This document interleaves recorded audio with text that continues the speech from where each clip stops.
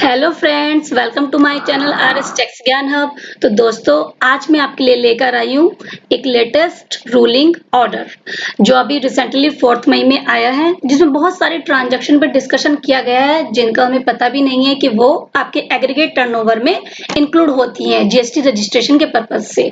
Aldous वो exempt होती हैं, बट है कि एग्रीगेट की आप डेफिनेशन देखेंगे तो उसमें तो एग्जम्प्ट सप्लाई इंक्लूड होती है, लेकिन हमें ये पता ही नहीं है कि वो एग्जम्प्ट सप्लाई के अंदर आती हैं, तो इसलिए हम रजिस्ट्रेशन नहीं लेते। जैसे मान लेते हैं हम कोई टैक्सेबल सप्लाई देते हैं 18 लाख की, हमने रजिस्ट्रेशन लिया ही नहीं, क्योंकि जो इनकम हमारे पास उनके टैक्सेबल सप्लाई के अदर जो हम सप्लाई ले रहे थे वो हमें पता ही नहीं था कि एग्जम्प्टेड सप्लाई के अंदर आती हैं, और 20 लाख हो गया और हमने रजिस्ट्रेशन लिया ही नहीं है। तो उन्हीं सब के ऊपर ये पीपीटी मैंने बनाया है। मैंने इसमें वो सोर्स भी मेंशन कर दिया है जिसके बेस पे मैंने पीपीटी तैयार की है। और यदि आपको मेरी पीपीटी चाहिए तो आप कमेंट बॉक्स में मेल आईडी आप मुझे कमेंट कर दीजिए, सो दैट मैं आपको पर्सनली भी ये शेयर कर दूंगी। तो स्टार्ट करते हैं। देखिए, टर्नओवर को समझने से पहले, रजिस्ट्रेशन लेने से पहले हमें दो चीजें ध्यान रखनी है, एग्रीगेट टर्नओवर और सप्लाई। एग्रीगेट टर्नओवर मैंने यहाँ पे डिफाइन कर दिया है। इसमें क्या है, आपकी एग्जम्प्ट सप्लाई हो, टैक्सेबल सप्लाई हो, इंटर स्टेट सप्लाई हो, एक्सपोर्ट ऑफ गुड्स या सर्विसेज, बहुत कोई भी हो, तो ये सब इसमें इंक्लूड होगा। आरसीएम इसमें नहीं आएगा। Central tax, state tax, union territory tax, integrated tax and cess, ये सबको एक्सक्लूड करके जो हमारा 20 लाख या 40 लाख एज द केस में भी, तो उसके अकॉर्डिंग हम क्या करते हैं, कैलकुलेट करते हैं कि हमारे ऊपर जीएसटी रजिस्ट्रेशन की लायबिलिटी बन रही है या नहीं बन रही है, राइट।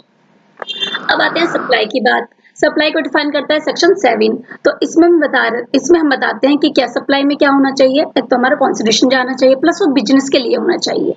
और सप्लाई मतलब जैसे sale, transfer, barter, exchange, licence, rental, lease, disposal, इसमें दोनों कंडीशन पूरी होनी चाहिए। कॉन्सिडरेशन होना चाहिए प्लस बिजनेस के पर्पज के लिए होना चाहिए।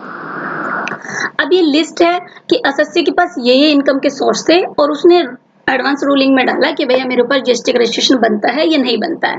अब देखते हैं वो क्या क्या थे इनकम के सोर्स। एक तो पार्टनरशिप से उसको पार्टनर्स की सैलरी मिल रही थी। फिर एक कंपनी में डायरेक्टर था, डायरेक्टर की सैलरी मिल रही थी। एक फिक्स्ड पार्टनर्स की उसकी कैपिटल थी, तो फिक्स्ड और वेरिएबल दोनों होंगी। उन दोनों पर उसको इंटरेस्ट का इनकम मिल रहा था, लोन पे इंटरेस्ट मिल रहा था, एडवांस पे मिल रहा था, और interest accumulated along with deposit and या fixed deposit. Interest income received on deposit fix या fixed deposit. Interest received on debentures, interest accumulated on debentures, interest on post office deposit, interest income on national saving certificate यानी कि NSC, interest income credited on PF account, accumulated interest along with principal received on closure of PF account, interest income on PPF account, interest income on national pension scheme यानी कि NPS, receipt of maturity proceeds of life insurance policies, dividend on shares, rent on commercial property, residential rent, capital gain oblique loss on sale of transfer। ये total उनके income का source था। अब इनमें से क्या क्या ऐसी ट्रांजेक्शन है जो हम कंसिडर करेंगे कि एग्रीगेट टर्नओवर में फॉल करती हैं, और कौन सी ऐसी हैं जो एग्रीगेट टर्नओवर में फॉल नहीं करेंगी। ठीक है, तो उनको देखते हैं। अब वन बाय वन दिखा रही हूँ। तो सबसे पहले हम पार्टनरशिप की बात कर रहे हैं, जो सैलरी उनको पार्टनरशिप से मिल रही है या फिर जो प्रॉफिट उनको पार्टनरशिप से मिल रहा है। तो हम सैलरी की बात करते हैं। Salary of a working partner is neither supply of goods nor supply of services. कि जो सैलरी मिल रही है वर्किंग पार्टनर को, ना तो वो सप्लाई है, सप्लाई ऑफ गुड्स है, और ना ही वो सप्लाई ऑफ सर्विसेज है। कौन सी क्लोज के, as per clause 1 of schedule 3 of the CGST act 2017 के अकॉर्डिंग। तो एग्रीगेट टर्नओवर इंक्लूड हो गई नहीं, क्योंकि गुड्स भी नहीं है, सप्लाई भी नहीं, गुड्स की भी सप्लाई नहीं है और सर्विसेज की भी सप्लाई नहीं है। Second, share of profit. Share of profit is nothing but application of money and hence the said salary is not required to be included in the aggregate turnover। यानी कि ये दोनों इसके परव्यू से बाहर आ गए हैं, तो ना तो सैलरी ना ही शेयर प्रॉफिट ऐड होगा आपका एग्रीगेट टर्नओवर में। क्लियर हो गया। अब दूसरा सोर्स था डायरेक्टर की सैलरी। अब डायरेक्टर में दो चीजें पॉसिबल होती है भाई, वो एग्जीक्यूटिव डायरेक्टर है या नॉन एग्जीक्यूटिव डायरेक्टर है। यदि वो एग्जीक्यूटिव डायरेक्टर है तो यानी कि एम्प्लॉय हुआ, तो ना कोई सेल होगी, ना ही कोई गुड्स की सप्लाई है और ना ही कोई सर्विस की सप्लाई है, तो वो तो आएगा ही नहीं एग्रीगेट टर्नओवर में। लेकिन नॉन एग्जीक्यूटिव डायरेक्टर में आप देखेंगे इसमें क्या आ जाएगा, आपको आरसीएम बेसिस कंपनी को पे करना पड़ेगा और ये एग्रीगेट टर्नओवर में आपका आ जाएगा। ठीक है, कि वो सप्लाई दे रहा है।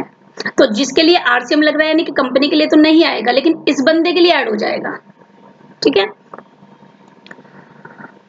अब हम देखते हैं अब थर्ड पे मैंने आपको इंटरेस्ट इनकम बताई थी। इंटरेस्ट इनकम आपकी काफी सारी थी, अलग अलग सोर्स से, जिसमें मैंने इसमें कॉलम वाइज उनकी नंबर लिख दिए CDF। फिर भी मैं आपको बता देती हूँ कि इंटरेस्ट इनकम और पार्टनर्स फिक्स्ड और variable capital, interest receive on loan, interest receive on advance, deposits, fix deposit, debenture, post office deposit, NSC, PF account, accumulated interest on PF, interest on PPF, national pension saving scheme का interest, और आपका ये सब interest इसमें covered होंगे। तो इनको क्या बताया है, ये सब एक नोटिफिकेशन आया था आपका, नोटिफिकेशन नंबर 12/2017, 28 जून 2017 में। तो इसमें बताया गया था ये सारी इंटरेस्ट की इनकम आपकी क्या होती है, एग्जेम्प्टेड है।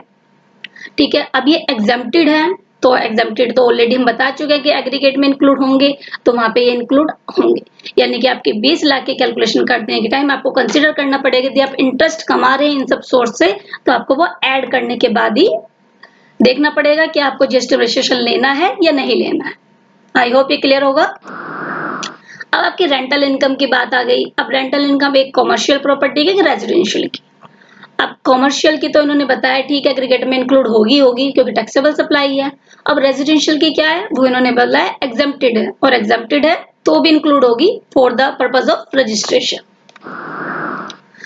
अब यहाँ पे बात कर रहे हैं हम LIC पॉलिसी की मैच्योरिटी, या फिर आपका शेयर डिविडेंड या कैपिटल गेन और लॉस ऑन शेयर्स। तो पहले मैं शेयर्स का बता रही हूँ, यदि आपको डिविडेंड की इनकम है या उससे कोई गेन या लॉस हुआ है तो क्या होगा, share, scripts, stock, bonds, derivative instruments etcetera are excluded from the definition of goods and services. ना तो ये गुड्स है ना ही सर्विसेज है। जब गुड्स और सर्विसेज ही नहीं है तो इनकी इनकम जो होगी वो भी इस परव्यू से बिल्कुल बाहर आ जाएगी।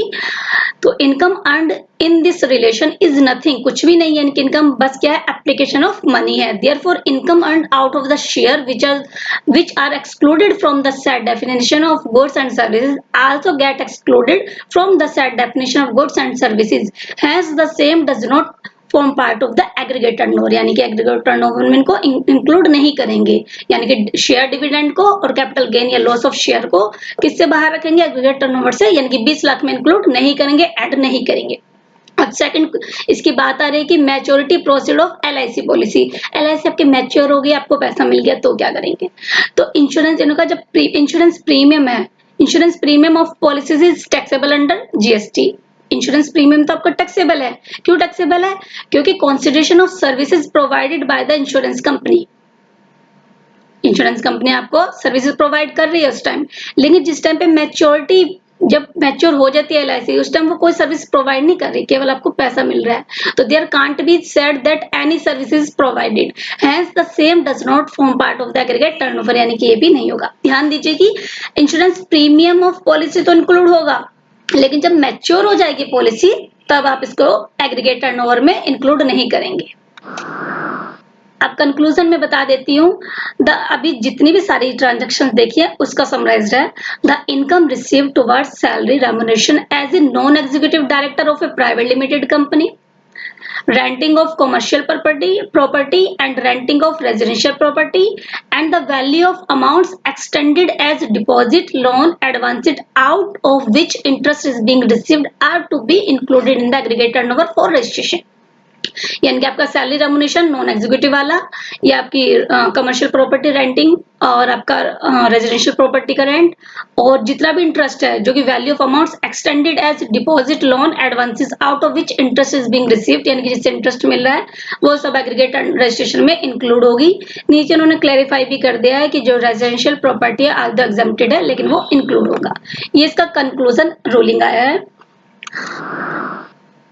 ये मैंने यहाँ पे सोर्स बता दिया आपको, ये अनिल कुमार अग्रवाल का केस था, तो यहाँ पे एडवांस रूलिंग ये आ गया, तो आप इसको डिटेल में भी देख सकते हैं, बहुत ही सिंप्लीफाइड लैंग्वेज में है, ऐसा कोई इशू नहीं होगा। फिर भी you can ask me any query, and I hope बहुत ही सिंप्लीफाइड वे में मैंने इसको कोशिश किया थोड़ा इंटरेस्टिंग बना के कि आप लोगों को ये समझ में आ जाए और आप इसको देख सकें।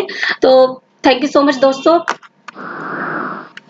Please like my video, share my video and subscribe my channel. Thank you so much friends.